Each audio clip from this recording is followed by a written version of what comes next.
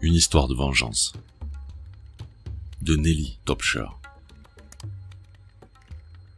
La jeune femme blonde troqua ses affaires de ville pour enfiler la tenue qu'elle venait de choisir pour ce rôle qu'elle devait jouer. Elle avait décidé volontairement de jouer. Elle ajusta ses bas noirs et chaussa ses hauts talons. Toute de noir vêtue, elle se coiffa et se maquilla. Tous ses gestes étaient précis et assurés.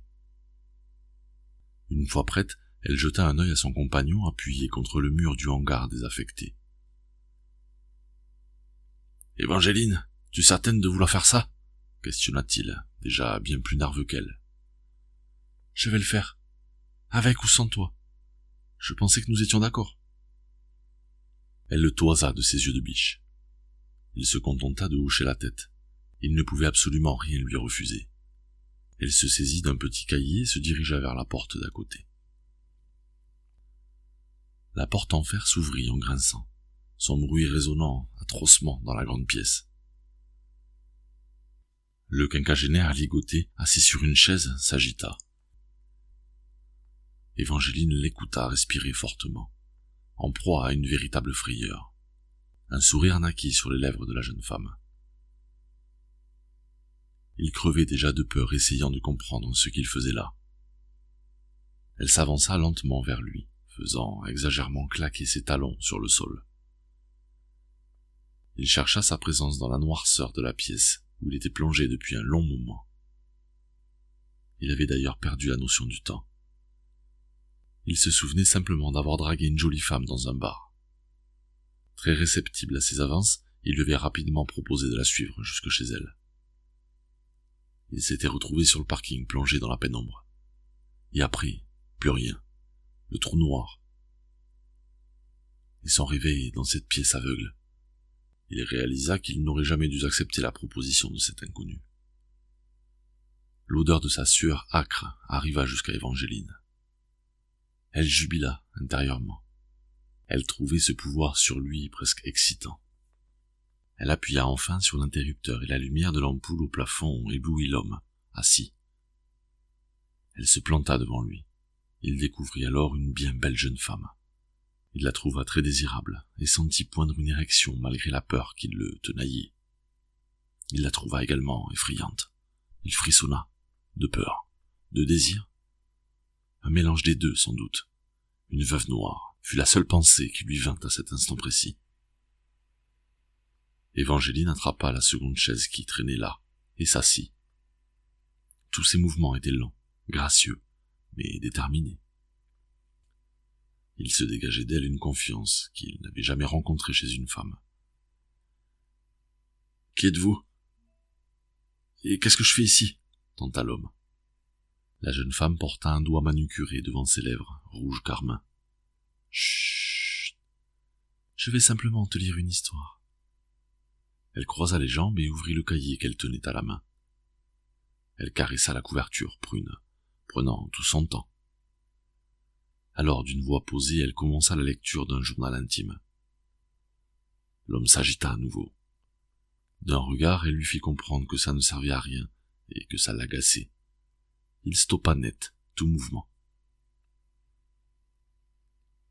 Il essaya de se raisonner. Peut-être que c'était juste une blague, que ses collègues lui faisaient ça pour son anniversaire qui avait eu lieu 2 jours plus tôt, que cette fille serait son cadeau. Il n'avait rien écouté des premières pages lues, mais il sursauta quand elle prononça son prénom. Il se retrouva alors plongé 25 ans en arrière, dans le journal intime de sa petite amie d'antan. Étudiant en droit, il avait jeté son dévolu sur Claire. Leur histoire avait démarré doucement, puis, très vite, il s'était découvert amoureux. Elle surtout, qui ne voyait que par lui. Claire avait le droit dans le sang. Lui s'était inscrit là, faute d'autre ambition. Il enchaînait ses années sans réel attrait pour une carrière juridique. Mais ça, ou autre chose. Au moins il était inscrit quelque part, et ses parents le laissaient tranquille, alignant tout l'argent dont il avait besoin. Elle voyait en lui l'homme idéal, même s'il avait certains côtés qui lui faisaient parfois un peu peur. Il arrivait toujours à l'amadouer et à lui faire croire ce qu'il disait ou faisait était normal. il avait pris un appartement où elle venait souvent. Il l'a façonné, au fil des mois, à l'image de la maîtresse qu'il souhaitait. Claire s'oublia complètement dans cette relation et se déclarait heureuse à qui voulait l'entendre. Évangeline fit une pause dans sa lecture et alluma une cigarette. L'homme en face d'elle allait ouvrir la bouche, mais au regard noir qu'elle lui lança, il préféra à nouveau se taire. Cette jeune femme lui faisait peur, et il ne voulait surtout pas l'énerver. Elle grilla tranquillement sa cigarette sans le lâcher des yeux. Il se racla la gorge, très mal à l'aise. Elle sourit, écrasa son mégot et reprit la lecture, comme si de rien n'était. Le ton de conteuse de la jeune femme se fit beaucoup plus érotique. Claire avait versé dans ces pages tout ce qu'elle faisait avec lui. Toutes leurs relations sexuelles étaient exposées en détail dans ce journal. Toutes leurs expériences également. Enfin, il comprit où le récit les menait. Il secoua la tête et chercha à nouveau à se dégager. Mais à part s'abîmer les poignets avec le frottement de la corde, il ne parvint nullement à bouger. « Vous voulez quoi, bon sang » s'énerva-t-il, presque hystérique. Évangeline l'ignora et poursuivit son récit. Alors il se revit dans son appartement ce soir-là de décembre. Il avait convié un ami à se joindre à lui pour la soirée. Ce même pote qui l'alimentait en cocaïne depuis quelques mois.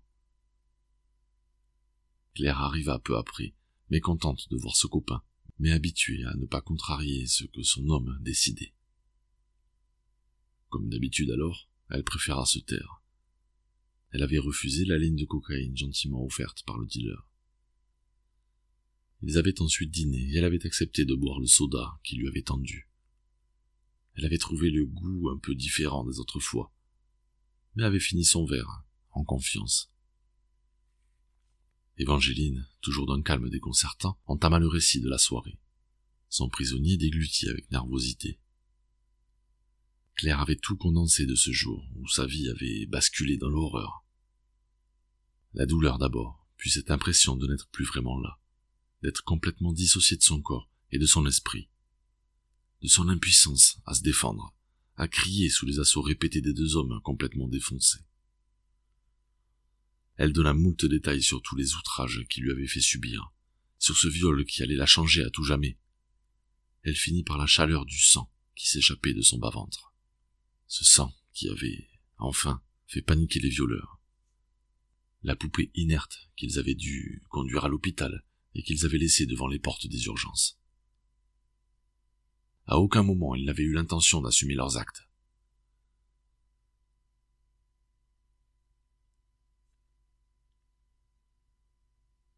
On voulait juste s'amuser un peu, dit l'homme. Évangeline se crispa légèrement devant ce déni total, même 25 ans après. Elle poursuivit un peu le fil de sa lecture. Elle relata l'hospitalisation de Claire, l'état lamentable dans lequel elle s'était réveillée, seule, dans cette grande chambre blanche. Elle lui raconta la sollicitude des infirmières, puis son retour chez elle. La jeune femme en noir annonça tranquillement au prisonnier que Claire était tombée enceinte lors du viol. Cette découverte avait ébranlé la jeune femme meurtrie. L'homme blême et choqué par ce qu'il venait d'entendre, essaya de prononcer un mot. « Ferme-la et écoute-moi » le coupa Évangeline, agressive. Elle poursuivit avec l'état de profonde dépression qui avait envahi Claire au point d'essayer de mettre un terme à sa vie, qui n'avait plus aucun sens pour elle. De sa décision finale de ne pas porter plainte, car elle savait son violeur issu d'une famille de politiques et qu'elle se doutait que tout serait étouffé. Elle continua encore sa lecture et raconta la fuite de Claire en Italie, sa reconstruction physique et psychologique au fur et à mesure que son ventre s'arrondissait. Elle lui expliqua comment elle avait aimé et détesté cet enfant à naître, qui lui rappelait chaque jour ce drame. Comment Claire avait envisagé d'abord d'avorter, puis d'abandonner cet enfant, issu d'un viol, pour finalement se raviser. Elle avait refusé que cet enfant porte toute sa vie les stigmates du viol, et pris la décision de l'aimer encore plus. Elle lui narra aussi sa rencontre quelques mois plus tard avec un Italien issu d'une puissante famille. Cette nouvelle histoire d'amour avait été difficile à gérer pour Claire, mais grâce à la patience du nouveau petit ami, elle avait pu se reconstruire un avenir. Cet Italien s'était occupé de cet enfant comme si ça avait été le sien, lui donnant son nom et son amour, mais ne lui ayant jamais caché qu'il n'était pas son père biologique. Puis elle lui raconta que la petite fille, en grandissant, avait commencé à poser des questions sur son père, que sa mère n'avait jamais rien dit, résumant l'histoire à une relation qui n'avait pas fonctionné, à une erreur de jeunesse. La fille de Claire avait évolué dans un climat d'amour et de bonheur, qui fut noirci par un invité indésirable répondant au nom de cancer. Évangeline lut alors les pages du journal intime relatant l'annonce de la maladie et surtout la victoire du crabe sur la volonté de Claire de guérir. Elle interrompit son récit au moment où Claire décidait de tout dire à sa fille sur son père biologique, après avoir appris qu'elle était condamnée à moyen terme. Elle releva la tête vers l'homme attaché. Elle discerna à son regard qu'il venait de comprendre. Enfin. « Bonjour papa !»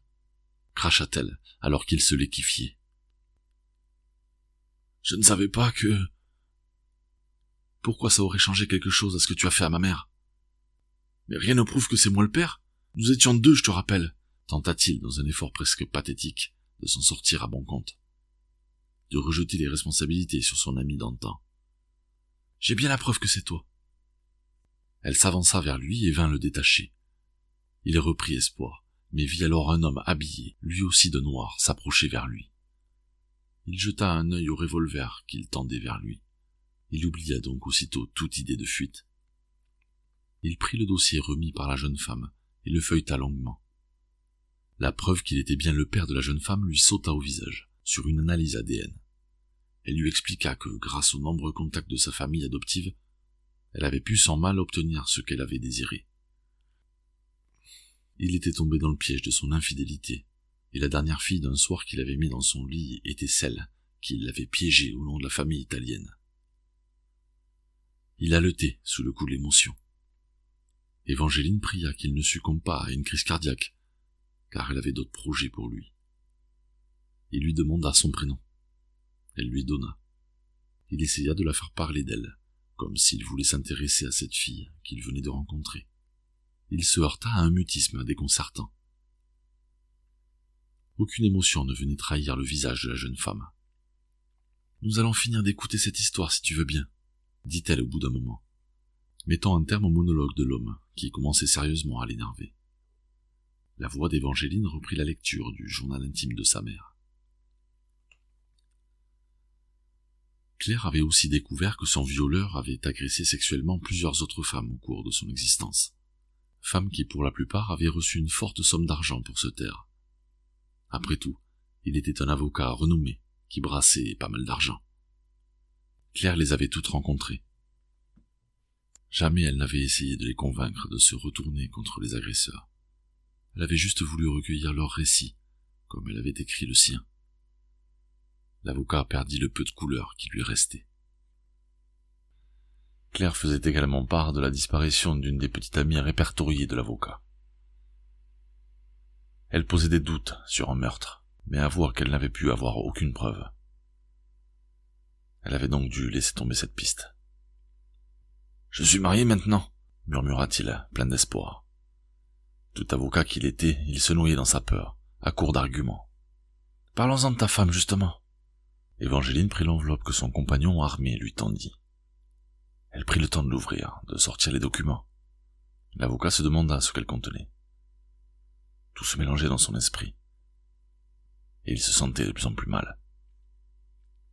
La jeune femme lui montra une déclaration de main courante. « En plus de violer des femmes, tu les cognes aussi ?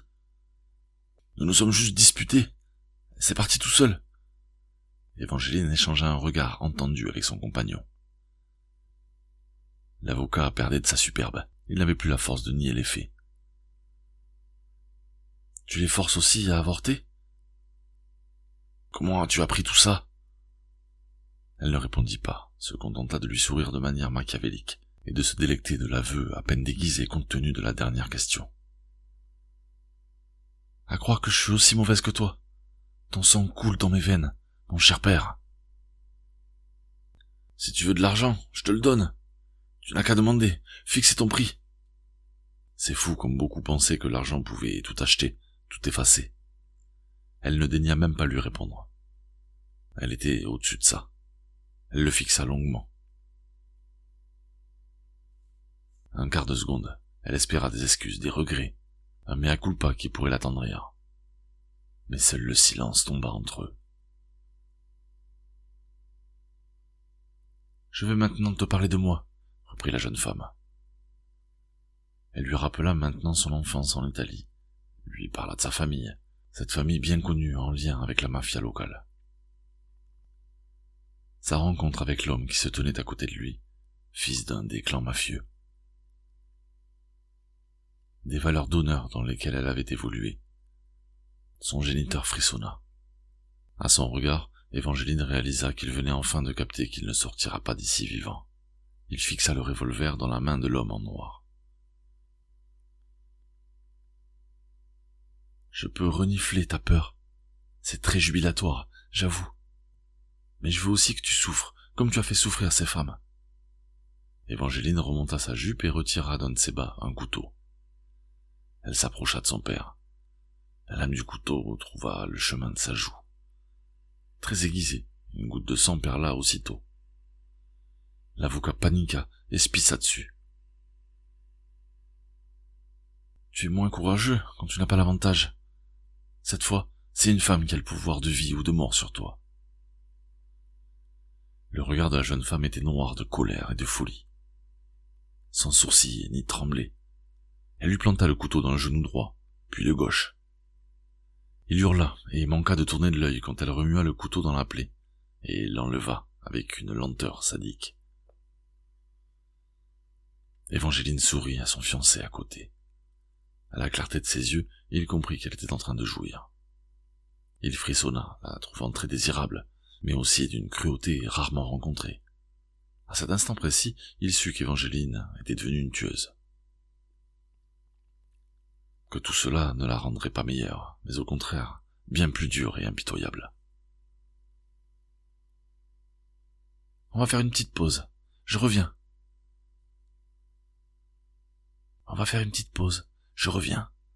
Profites-en pour réfléchir à tes méfaits, » susurra Évangeline à l'oreille de son père. Il gémit, effrayé. Son fiancé rattacha l'avocat et le couple sortit tranquillement de la pièce. Évangeline embrassa goulûment son homme. Il la repoussa gentiment. Il ne se voyait pas l'aimer comme ça, ici et maintenant.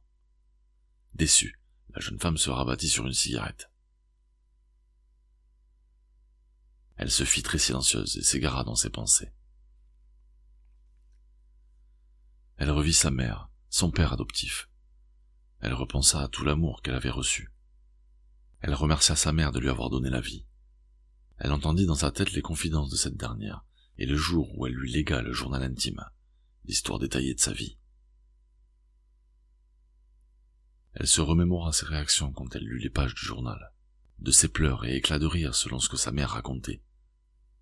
Dans l'ensemble, Claire avait été très heureuse, même si l'ombre du viol l'accompagnait tous les jours de son existence. Évangeline se souvint surtout de la crise de nerfs qu'elle avait faite en lisant qu'elle était l'enfant d'un viol. Puis la décision qu'elle avait prise de venger sa mère malgré les réticences de sa famille. Elle se revit faire la promesse à sa mère. Cette dernière ne lui avait jamais rien demandé, mais sut qu'Évangeline ne serait épanouie qu'une fois sa vengeance accomplie.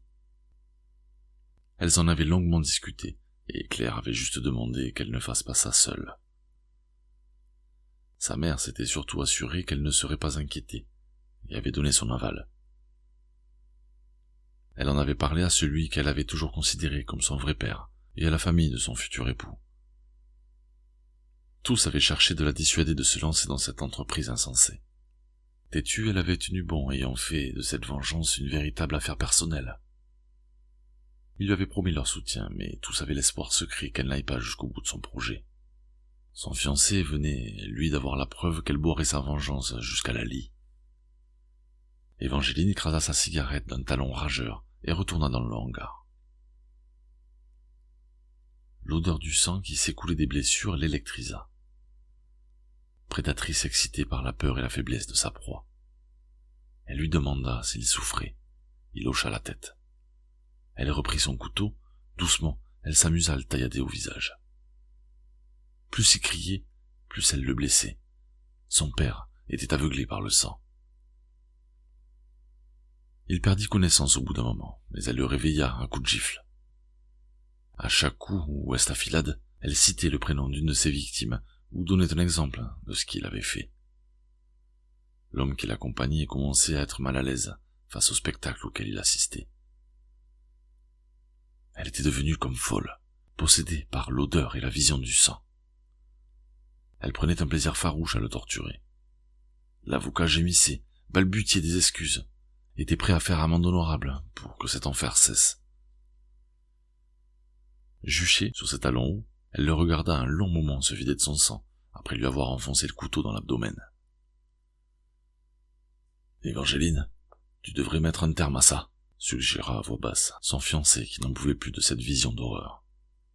Elle ne réagit pas, se contentant d'allumer une énième cigarette. À aucun moment, elle ne quitta son géniteur du regard. Enfin, elle tendit la main vers son compagnon et vers le revolver qu'il lui proposait. Ils avaient convenu que c'est lui qui finirait le travail.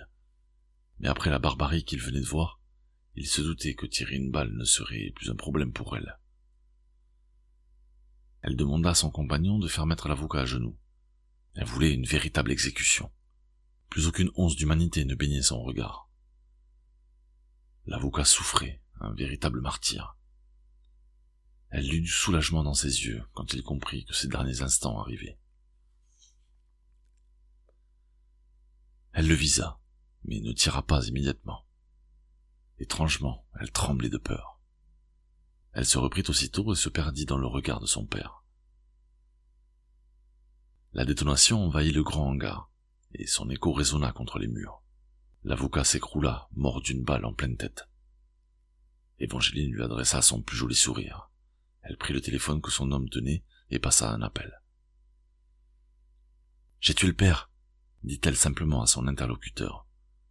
De l'autre côté du téléphone, sa mère éclata en sanglots. Pour la première fois depuis qu'elle avait été violée, elle ressentit un complet soulagement.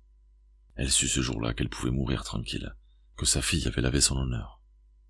Évangeline regarda le cadavre de son géniteur et la mare de sang qui s'agrandissait. Ce sang qui était aussi un peu le sien. Elle fut prise d'un haut-le-cœur.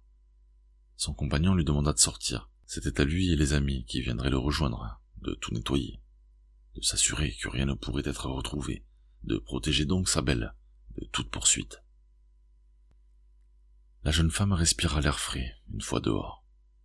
Des larmes silencieuses roulèrent sur ses joues. Elle n'avait aucun regret, juste le sentiment de devoir accompli. Elle pleura de plus belle au fur et à mesure que l'adrénaline diminuait dans son organisme. Elle commença à douter, non pas de son geste, mais sur elle-même. Elle réalisa que tuer avait été si simple, si naturel.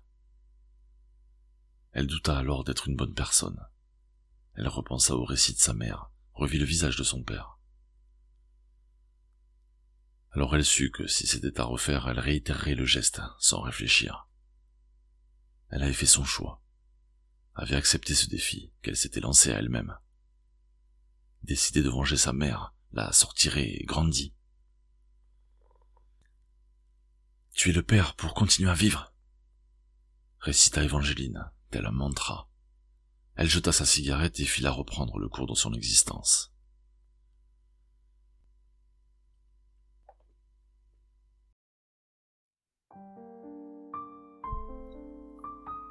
Bien, maintenant cette vidéo touche à sa fin. J'espère que vous avez passé un agréable moment. N'oubliez pas de vous abonner et activer la cloche de notification pour ne rien manquer. Sans oublier le gros pouce bleu si cette vidéo vous a plu. Allez, merci. Ciao.